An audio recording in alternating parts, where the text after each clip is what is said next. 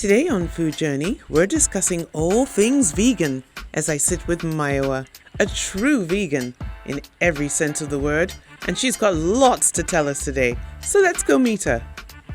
Welcome to Food Journey, Mayowa. Thank you for having me. I'm so excited to talk to you today about being a vegan. It's something that I've really always wondered about, being sort of a, if you will, a carnivore. I've heard even a little child say a meatitarian, which is hilarious coming from a child. But I guess the first thing that I need to ask you is, what exactly is a vegan? So a vegan is a person that doesn't eat meat, but not just that, doesn't eat any animal byproducts. So that's dairy, that's eggs, even things like honey, gelatin and sweets like Haribo. So vegans don't eat any of that, no animal byproducts whatsoever. So that's more dietary veganism, and then there's more of like a lifestyle veganism, which is dietary, and then you add in no byproducts in your life whatsoever. So that means no leather, nothing like that, no animal products in your skincare, no beeswax, nothing. So the second question really is, how does that differ from being a vegetarian?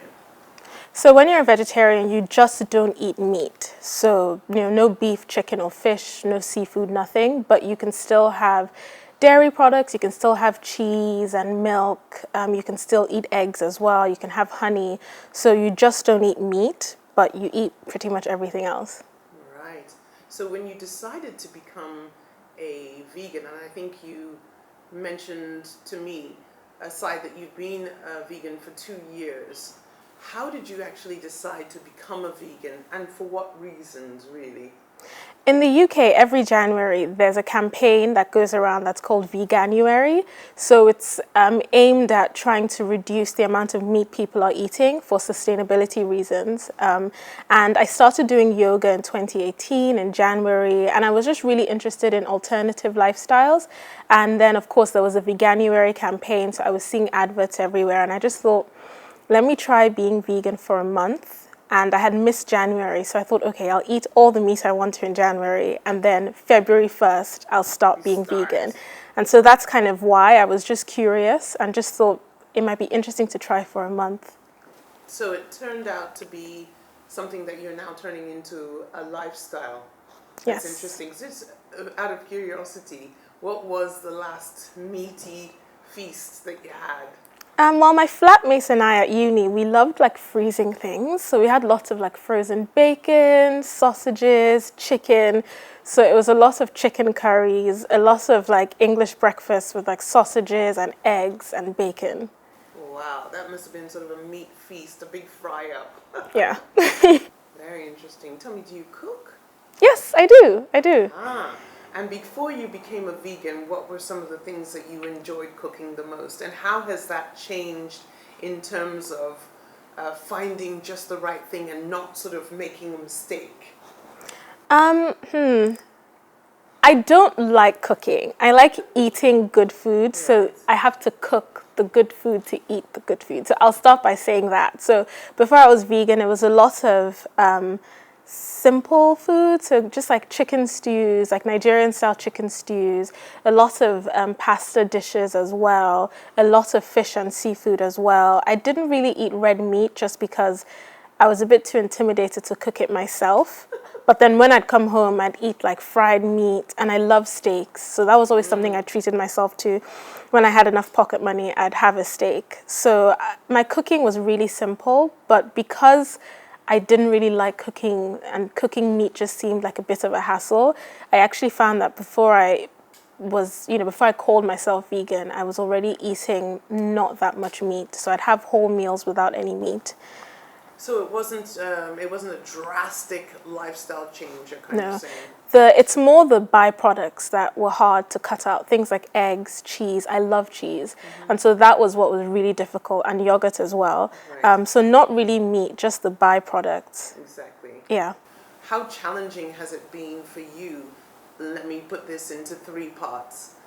Eating at somebody's house, maybe going for dinner. What kind of thing do you have to do before you say you're invited to somebody's house?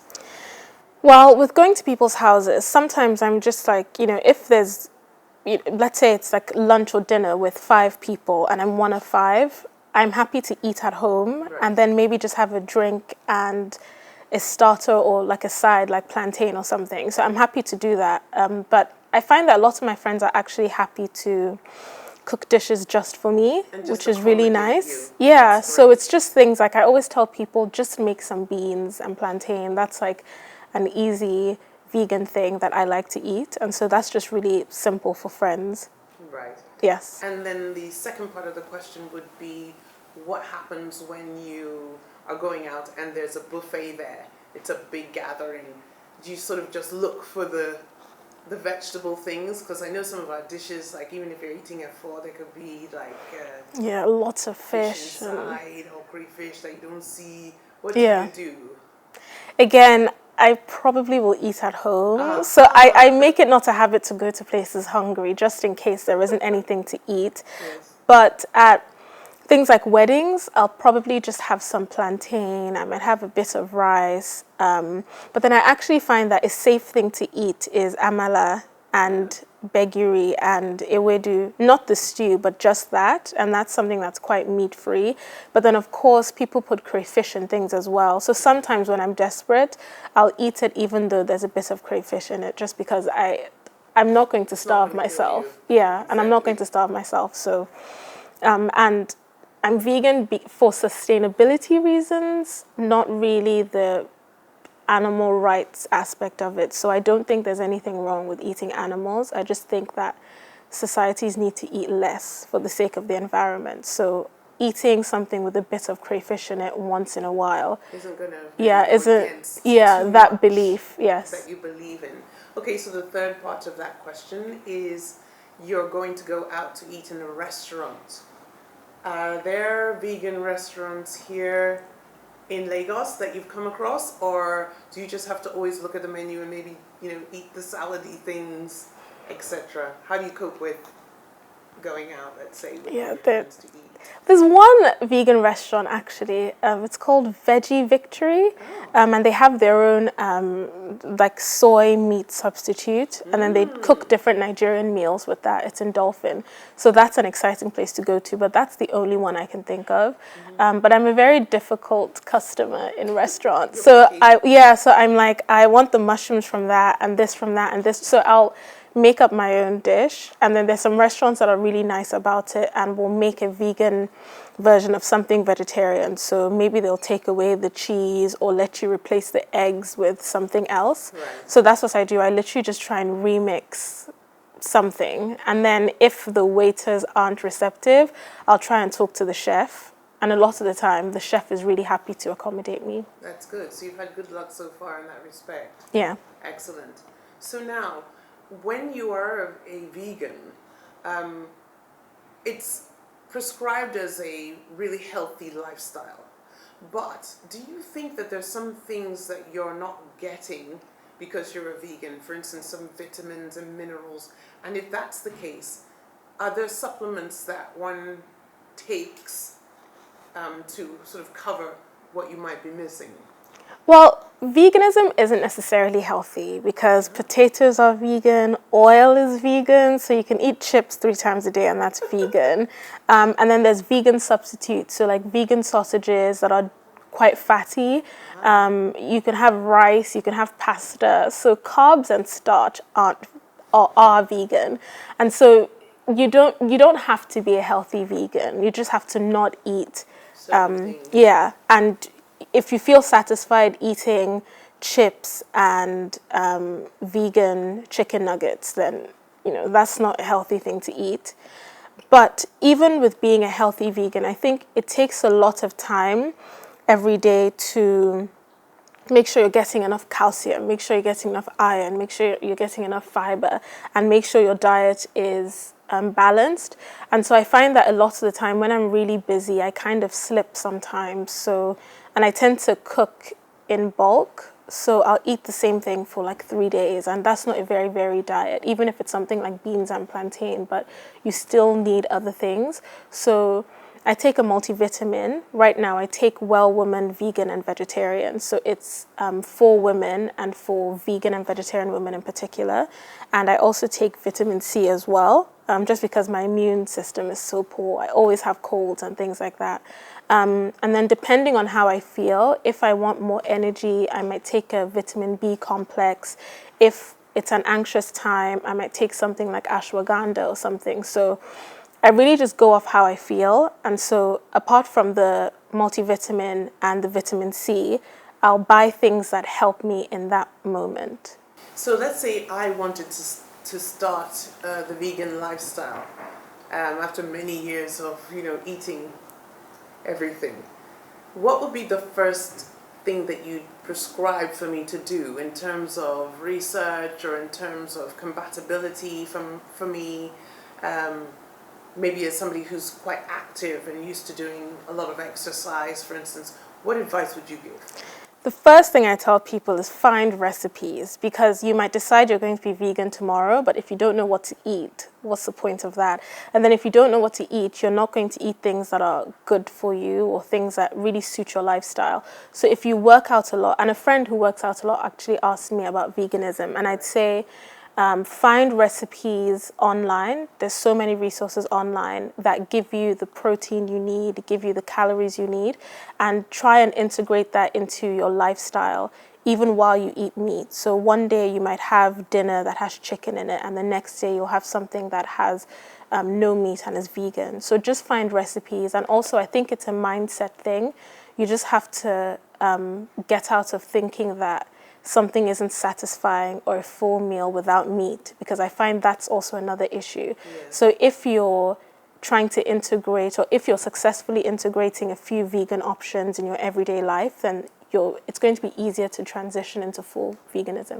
The next question I need to ask you is, have you ever converted somebody else to veganism, and what's happening in your household now that there's one person who's a vegan? Has anybody else sort of decided to join you in that quest? At home, my mom doesn't eat meat anymore. Now she's pescatarian, and my sister has been pescatarian for a long time as well. And we don't eat dairy, really. So I think when my mom sees that I have an exciting diet, even if there's no meat, she feels more inclined to adopt my diet. Doing. Yeah. So it's really a good example that you're setting in that sense. Yes. Excellent. Yeah. Mayowa, has anything changed for you for the better in a sort of a positive way for your overall general health since you've become a vegan? I know that whenever I fast, all of a sudden my eyesight improves, and it literally is just after a day or two of fasting. So I know that there have got to be some benefits that you can see. When I first became vegan, I think my body was in shock because I kind of went cold turkey. So I woke up on the 1st of February and that was it. I was vegan. And I think my body's reaction to that was losing a lot of weight. So I actually dropped a dress size from a UK 8 to a UK 6. Wow. And I lost like 5 kilos. Was that alarming to you? Suddenly seeing a little weight bit. Loss? Yeah, because I was already petite before, so I was quite scared. Like, I literally had to buy a whole new wardrobe. Like now, in the last 2 years, I've had to buy so many new clothes in a completely different size. But then I think when my body got used to it, and when I started eating healthy fats, like, chickpeas and lots of avocados, my body kind of stabilized. So I haven't gained weight, but I haven't lost weight either. And I found that, I don't know, my digestion just seems better and faster. Because you've got all that. Yeah, fiber and yeah. I feel like my body is just like, I don't know, well-oiled machine at this point. So you feel like you've definitely done something really good for your body. Yes, yeah. I don't get that sluggishness after eating anymore, and that like need to sleep. Energy levels are higher. Yeah, energy levels are higher. My skin has gotten better as well. Yeah, so I think in the long run with veganism, it's more about what you can't eat, not really what you can eat, because I can't really eat cake a lot. I can't really eat lots of snacks because they aren't vegan, and there's dairy in them. So a lot of the time, the healthy option is the vegan option. So you have to choose that. So I think in the long run, your body kind of adapts to that, exactly. and you get the benefits of all those nutrients. It's been wonderful talking to you today. Thank you for having me.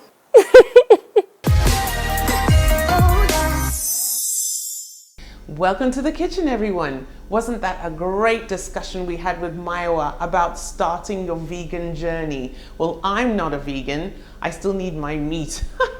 But today we're gonna get our vegan on in the kitchen, and we're making something really yummy, guacamole. And the star of the show, avocados. I've got beautiful ones here. Avocados are so easy to get. They're delicious, they're full of fiber, they're great for your eyes, wonderful for your skin, anyone who's ever done an avocado mask. But today, we're not putting it on our skin, we're putting it in our mouths. So let's find out just a little bit more about this amazing dish, guacamole. Originally an Aztec dish, dating back before the 16th century, the Nahuatl word ahuacomoli means an avocado-based sauce. Originally, this dish was made with mashed tomato, onion, and avocados, but it's evolved over time to a modern interpretation. Inside is the seed, and it's loose when the fruit is ripe, and a removable lining.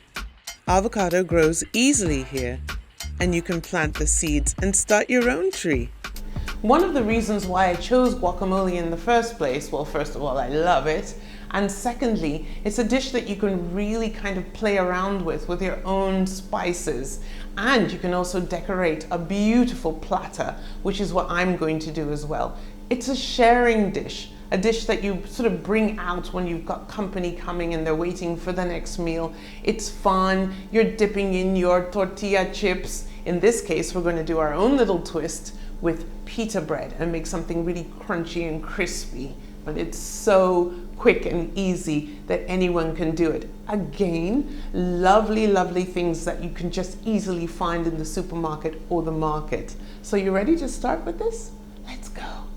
We're going to start off by making our crispy pita bread. Now this is going to be crispy garlicky pita bread, which is even better. Everything's always better with garlic, isn't it? Now pita bread is unleavened bread, and that means there's no yeast in it, and that's why it's flat.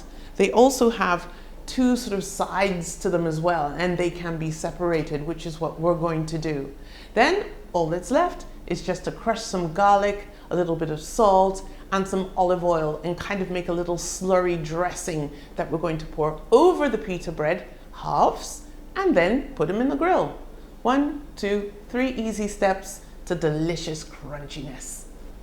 So first pita bread, and as I say, they've got two bits, so what you have to do is kind of separate them.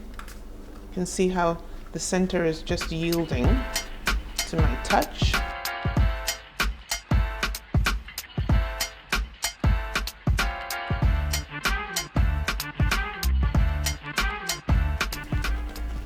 There we go. Done. That was too easy. Next up, peel some garlic.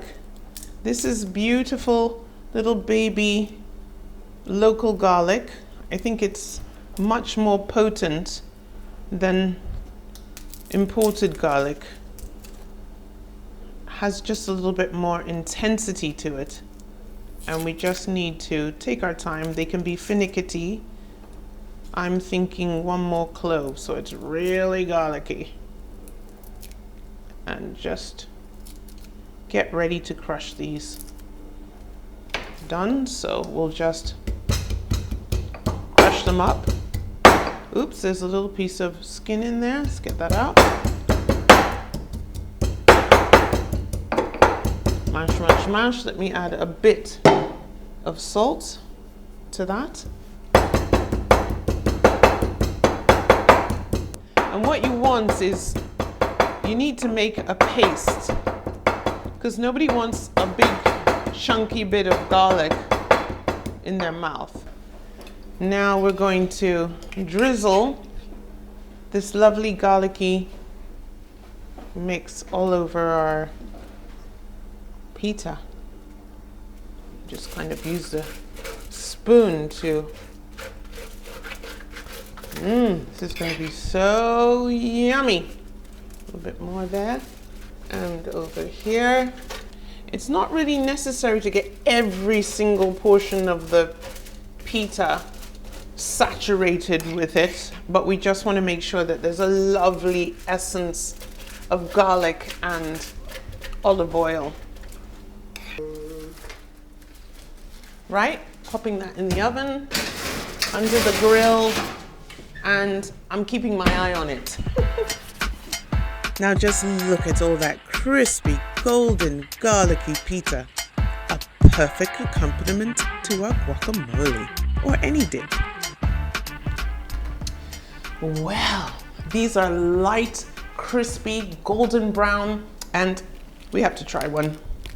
Just break off a little piece here.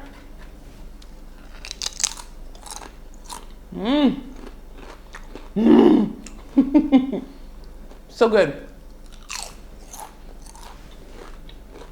Well, that was about the hardest part. And now we're going to just dig out this beautiful avocado flesh. I was so lucky this time and got some really lovely ones without too much fault.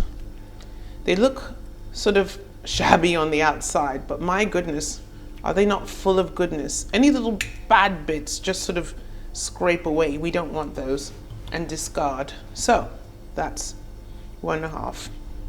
The avocados should be ripe. You'll know this because the seed rattles loose inside when you shake it. I actually have an avocado tree in the garden, but I'm yet to enjoy the first yield of the tree. I'm using 4 avos today. Because I want a bit of texture, I'm just chopping a portion of the avo and I'm just chopping them up. No excellent technique really needed here.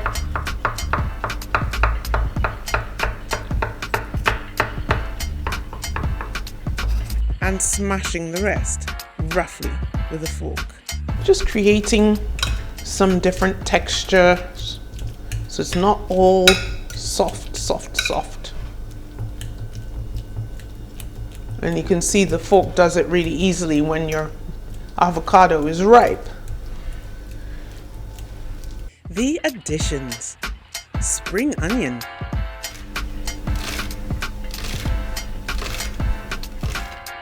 and some salt.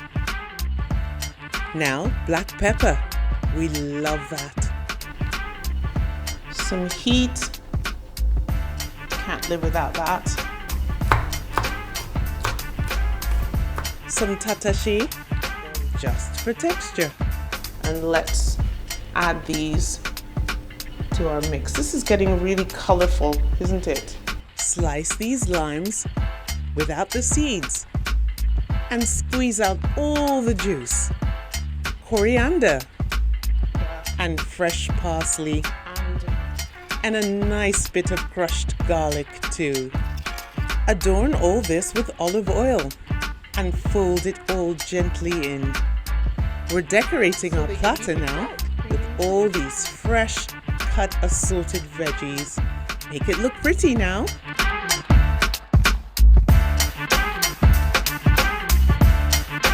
This is how you do it. Nice little bit there on the pizza. It's guacamole cheers to you.